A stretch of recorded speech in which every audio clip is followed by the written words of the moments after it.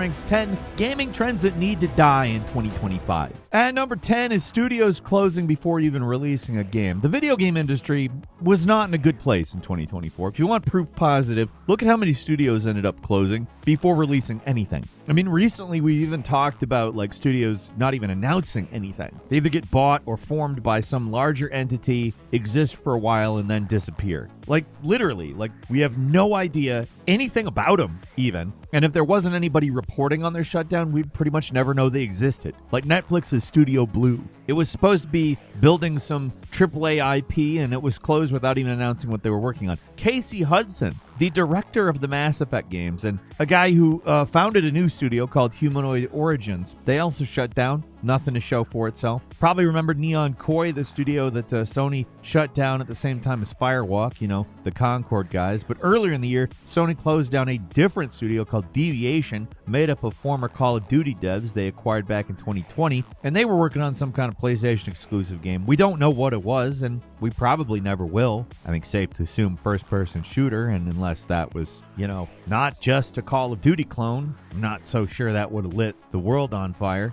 Would have been nice to know, though. It's not a completely new trend. Starting out is always the most dangerous time for any game studio, or even just any business. And if they don't have the funds to support themselves, or rather, the larger entity that created or bought them doesn't have the funds to continue running it, then that's it. It seems like there were more high-profile studios closing with nothing to show for it. Think of another stupid gimmick to trick clueless investors into unloading a dump truck full of money on top of startup game devs. Used to be NFTs and the blockchain. Yeah, we just need something else like that, but make it more pointless, like play-to-earn AI that creates a blockchain on the cloud. Somehow it creates fidget spinners. I don't know.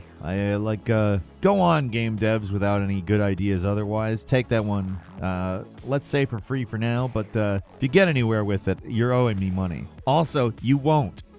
And number 9 is unnecessary remakes. The industry went remake crazy in 2024. There were a lot of remakes. It was kind of absurd. I know the absolute deluge of these things is starting to make people sour on the basic idea of remakes in general, but I'm not quite there yet. Like some of these are pretty high quality and make me pretty happy. Silent Hill 2 comes to mind. Any Resident Evil remake comes to mind. Third-person mode in Resident Evil Village comes to mind. Is that a remake? Does that qualify? I don't know. Ha! It doesn't. I know. Don't actually argue with me on that. But see, here's the problem. Sometimes it's really nice to have those older games playable on more modern hardware, or even updated to be something that takes the story and uses it in a manner that's better. Like in a lot of these cases, I would go to the Resident Evil 2 remake before I went to the original Resident Evil 2 at this point. I consider it a better game. I mean, not everybody is going to, but I would prefer it. I prefer the new Resident Evil 4, but those things are kind of the ideal, and as you know, there's only one number one, and obviously there's more than one good remake, but that's not really the majority of it. Look, we wouldn't be complaining about this if every one of these things was a Resident Evil 4 or a Silent Hill 2. A lot of them are pretty pointless, actually. They don't really improve the experience at all, and you could play the original just fine. Pointing at the Grand Theft Auto Definitive Edition. What, this one? Sony, though, was the crowning king of these utterly unnecessary upgrades.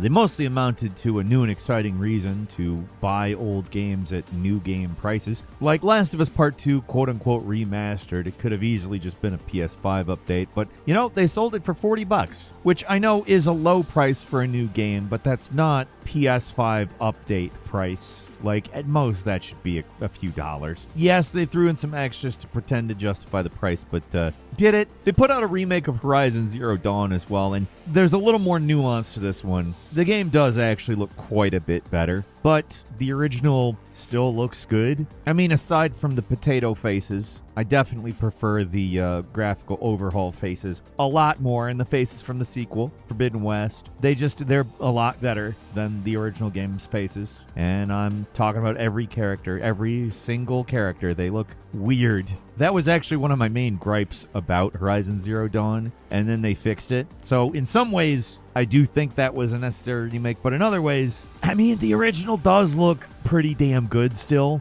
Now, to be fair, they did make that upgrade cheap for people who already owned the game, but for people who didn't, I don't know if it justifies prolonging the new game price, you know? And for PC players, all it really did was make the system requirements higher, fun, paying for the privilege of the game running worse. And then there's the Until Dawn remake. I mean, it's easy for these to get lost in the shuffle. I almost forgot this existed, and I was the one that reviewed it, if you recall. It does look better than the original. I mean, there's positives about it. I'm not going to say there aren't, but it's otherwise identical to the original game that came out on the PS4, which is perfectly playable on modern hardware. I mean, I don't want to say it's completely, it's not completely identical. That's wrong. But for the most part, it's Until Dawn, again, at a full price. Like, adding a new ending isn't that big of a deal. Like, with the way things have been going, I doubt the remake train is going to be stopping anytime soon. But if it's not too much, could you guys at least try to justify their existence? Like, make it significantly more of something?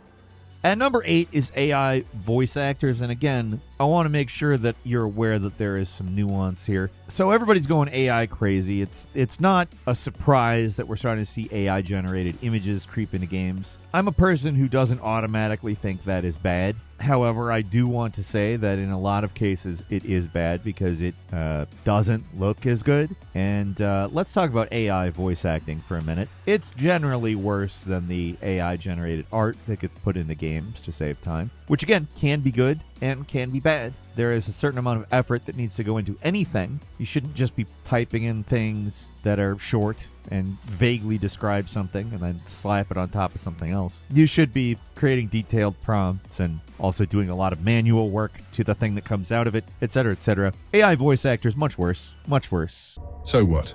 Was your boyfriend here? There's no need for him to be here to make me an orgasm.